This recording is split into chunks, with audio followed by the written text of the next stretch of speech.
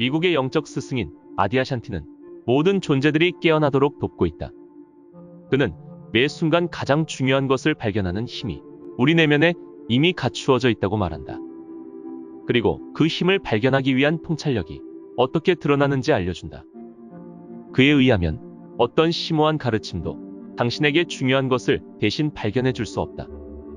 삶은 내가 선택한 것으로 이루어지는 것이다. 오늘은 자신의 내면을 들여다보고 우리가 존재의 진리로 깨어나도록 돕는 책, 아디아샨티의 가장 중요한 것에 대해 이야기해보겠다.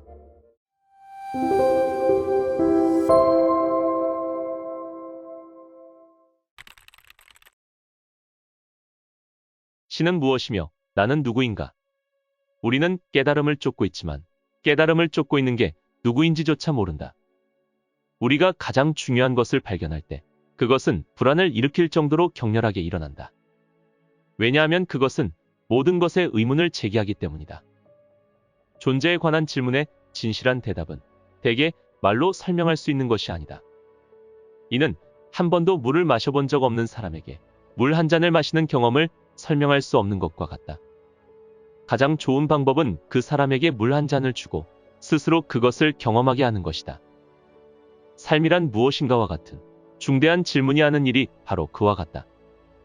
중대한 질문은 우리 내면의 공간을 열어주고 선입관의 찌꺼기를 청소해준다. 그럼으로써 새롭고 변화시키는 힘이 일어날 수 있게 한다. 나는 여러분에게 이런 과정을 권하고 싶다. 여러분이 질문의 아름다움과 영감과 불안정함을 경험하기를 바란다. 거기에 우리의 잠재력과 계시가 있기 때문이다. 나는 무엇에 봉사하고 있는가라는 질문은 우리를 일깨운다. 이것은 알아차림 수행이다. 봉사는 반드시 영적인 생각이나 이상적인 활동만을 말하는 것이 아니라 인간의 모든 경험의 일부가 봉사하고 보답하는 것이다. 인간이 된다는 건 어떤 식으로든 남을 돕고 타인의 평안을 보살피는 것이다. 봉사가 아름다운 이유는 우리가 다른 사람들의 평안에 함께 참여하기 때문이다. 현재 우리 모두는 각자의 방식으로 봉사하고 있으며 모든 사람은 어떤 계보의 일부이다. 우리는 의식적으로든 무의식적으로든 서로에게 영향을 주고 있다. 우리의 마음이 자칫 봉사를 의무로 바꾸지 않는지 경계해야 한다. 그런 건 이기적인 자기 확대일 뿐이지 봉사가 아니다. 진정한 봉사는 겸손한 에너지이다. 다른 사람의 평안을 보살필 때만큼 기쁜 일은 없다. 삶을 겪으며 경험을 충분히 쌓으면 때로는 심한 역경으로 인해 가슴 깊은 곳까지 열린다는 것을 알게 된다.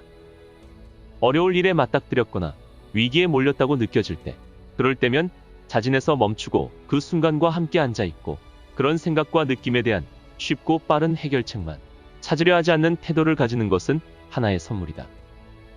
그것은 불안의 경험에 자신을 온전히 열 수 있고 기꺼이 여는 일종의 은총이다. 어두운이란 말은 불길하거나 악하다는 뜻이 아니라 빛을 찾아 어둠 속을 여행한다는 의미이다. 자기 자신을 아는 것이 명상과 같은 영적 훈련의 핵심이다. 명상은 지금 이 순간 놀라울 정도로 진실하게 자신을 경험하는 방법이다. 우리의 본성은 진정한 정직함을 이끌어낸다. 우리는 경험을 통해 어디로 가야 하는지 모르는 순간이나 결코 답을 얻지 못할 것 같은 순간도 신뢰할 수 있음을 알게 된다. 그리고 그 순간 멈추어서 귀 기울일 수 있다는 것을 알고 있다. 이것이 명상의 핵심이다. 사람들은 성공조차 신뢰하지 못한다. 왜냐하면 삶 자체가 가르쳐준다는 것을 신뢰하지 못하기 때문이다. 자신의 인생이 펼쳐지는 모습 속에 가장 고귀한 지혜가 있음을, 그러므로 고요히 앉아 명상하며 귀 기울이면 그 지혜와 만날 수 있음을 신뢰하지 못하기 때문이다. 자기 자신의 내면으로 깊이 들어갈 수 있다면 가면을 벗어 버릴 수 있다. 가면을 벗는 것이 곧 영적으로 나아가는 길이다. 가장 중요한 것 중 하나는 은총이다. 사랑, 기회, 세상에 대한 계시를 받을 때 은총이 온다. 때때로 은총은 무언가가 사라지는 것이다. 그건 어느 날 잠에서 깨어보니 어깨를 짓누르던 부담이 없어졌다는 걸 알아차리는 것과 같다. 우리는 역경에 처했을 때 가장 크게 발전하고 이해가 깊어진다. 하지만 반드시 막다른 상황에 몰려야만 한다는 의미가 아니다. 괴로움을 겪어도 돌파구를 찾지 못할 수도 있고 평생 고통을 겪어도 더 깊은 이해에 도달하지 못하는 사람도 있다.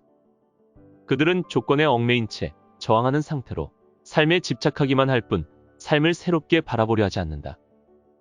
하지만 은총의 순간이 일어나기 위해서는 때때로 조건화된 상태를 밀고 나가야 하고 심한 상실감과 혼란을 직면해야 한다. 특히 우리가 변화에 저항할 때 그래야 한다. 은총이란 습성이 습성인 줄 기꺼이 아는 것이고 우리가 살아온 방식이 효과가 없음을 아는 것이다. 알지 못하는 걸 기꺼이 신뢰하는 것, 그것이 은총이다. 그것은 또한 깊은 기도의 핵심이기도 하다. 가장 깊은 기도는 신에게 우리가 필요한 것을 요구하는 것이 아니라 어떤 것에 대한 반응을 기다리며 침묵 속에서 듣는 것이다. 은총을 받고 받지 못하는 유일한 차이는 기꺼이 은총에 열려있는가 여부이다. 즉, 위대한 통찰에도 집착하지 않고 통찰이 비롯되는 지혜와 사랑에 현존하는 것이다. 근본적 깨달음을 늘 은총으로서 경험하는 이유는 그것이 저절로 일어나기 때문이다. 실제의 깊은 비밀이 밝혀지면 모든 존재 안의 모든 것이 상호 연결되어 있음이 드러난다. 깨우침의 은총으로 우리가 알게 되는 것은 실제의 본질이다. 우리는 그것이 다름 아닌 자신의 존재이며 우리의 자아와 다르지 않음을 알게 될 것이다. 실제를 영이라고도 부른다. 영이 우리가 알 수 있는 모든 경험의 본질이다. 우리가 어떤 것을 경험하는 모든 순간은 영의 현현이다. 언제든 알아차림을 인식한다면 우리가 바로 알아차림 그 자체라는 걸 인식할지도 모른다. 모든 것은 영이 드러나는 것이고 알아차림이 드러나는 것이다. 알아차림으로 계속 깊이 들어가면 소위 세상이라는 것은 생각일 뿐이고 알아차림의 표현이자 영의 표현임을 인식하게 될 수도 있다. 이런 인식은 우리가 현재의 알아차림에서 편히 쉴 때 일어난다. 깨달음은 이처럼 단순하다. 알아차림으로 깊이 들어가려는 소망을 가지는 것은 은총이다. 궁극적인 은총은 매 순간이 은총이며 그 자체가 기적임을 아는 것이다. 삶이 우리에게 무언가를 가르쳐 준다면 그 가르침은 바로 우리가 삶을 통제할 수 없다는 것이다. 깨달음은 삶을 통제하고 최대한 이득을 얻으려는 마음을 내려놓을 수 있게 해준다. 그러면 우리는 은총에 응할 수 있고 새로운 관점을 얻을 수 있다. 그리고 어느 날 가장 어려웠던 경험을 돌아볼 때 그것이 가장 큰 선물이었음을 알게 된다. 아무것도 하지 않다가 위기가 닥쳐서야 들으려고 하면 잘 들리지 않는다. 더 고요한 목소리와 내면의 속삭임에 귀 기울여보라. 우리의 깊은 내면, 지혜, 사랑은 고요한 영역에 존재한다. 사람들이 의미 있는 영적 변화를 겪기 직전에 가장 많이 경험하는 것이 다양한 두려움이다. 영적 삶을 산다는 것의 일부는 깊이 의식하게 된다는 것이고, 그러면 삶에는 우리가 모르는 것이 엄청나게 많다는 것을 알아차리기 시작한다. 그러므로 두려움이 일어난다고 해서 항상 실제 위험이 있는 건 아니라는 사실을 배워야 한다. 우리를 위험하게 하는 것은 모르는 것이 아니라 안다고 생각하는 것이다. 대부분의 전쟁은 한 무리의 사람들이 진실이라고 생각한 것의 결과이다. 우리가 친구와 말다툼을 벌일 때도 대개 두 사람 각자가 자신이 옳고 그른 것을 안다고 생각하기 때문에 다툼이 일어난다. 우리는 삶에서 하는 역할에 따라 자신을 규정한다. 어떤 역할을 하는 건 아무런 문제가 없다. 우리는 모두 이 세상에서 서로 다른 기능과 역할을 하기 때문이다. 그런데 우리의 마음은 너무 쉽게 그것을 가지고 자아감을 쌓는다. 사람들은 모르는 사이에 소속이나 관점으로 정체성을 쌓으므로 정체성이 도전받을 때면 감정적으로 마치 그들의 존재가 도전받는 것처럼 느낀다. 특히 정치와 종교를 가지고 대화하면 감정이 격해지기 쉽다. 영적 삶이란 그런 정체성을 간파하고 과거의 정체성이 무너지자마자 새로운 정체성을 만들어낸다는 것을 알아내는 것이다. 그래서 삶의 미묘한 순간에 주의를 기울이는 게 유용하다. 왜냐하면 그런 순간들은 우리가 알아차리지 못하는 의식의 깊은 차원에서 일어나고 있는 일을 거울처럼 비춰주기 때문이다. 환경 없이는 나무 같은 것이 없는 것처럼 다른 존재들이 없는 인간은 없다. 태양이 없다면 우리는 존재하지 못하고 산소가 단 몇 분이라도 없으면 우리는 사라질 것이다. 단지 우리에게 산소가 필요해서가 아니라 우리가 바로 산소이기 때문이다.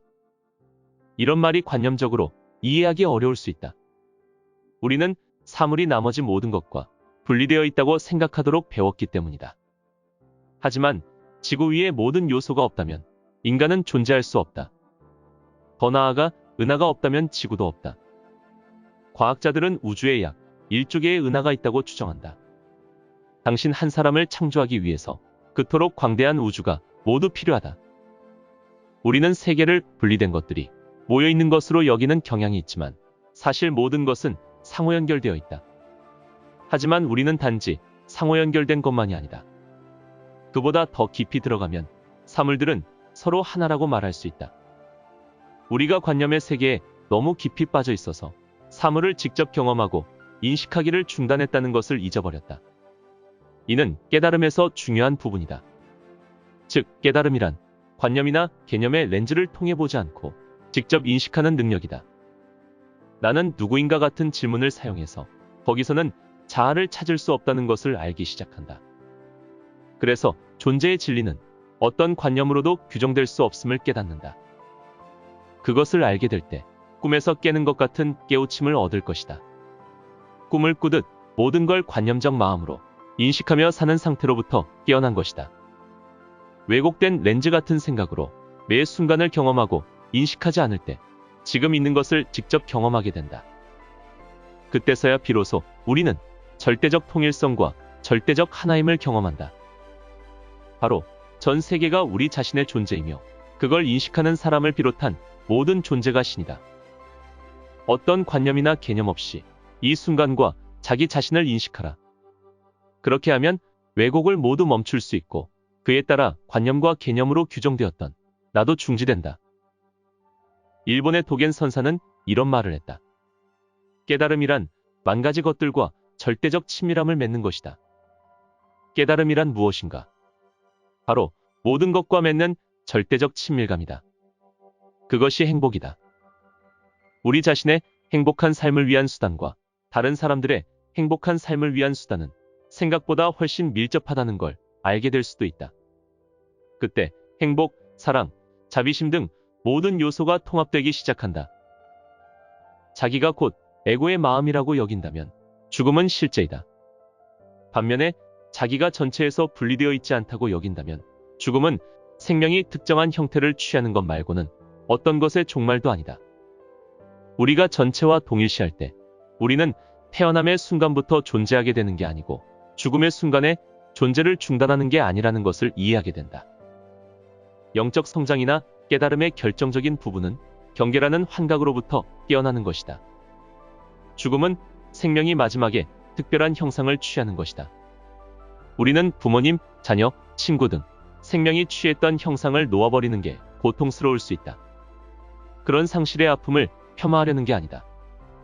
우리가 오로지 특정한 형상과만 동일시한다면 죽음은 재난 같을 것이다.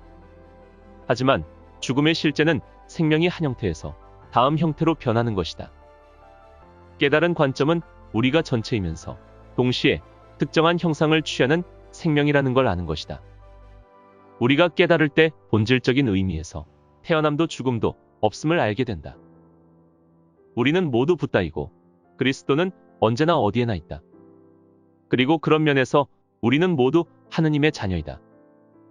만일 신이 외부 어딘가에 있다고 확신한다면 필사적으로 불안 속에서 신을 찾게 된다. 이와 달리 호기심으로 신을 찾아보라. 내면의 고요한 자리로 들어가고 내면의 고요한 공간을 신뢰하라. 바로 그곳이 궁극적인 존재의 경전이기 때문이다.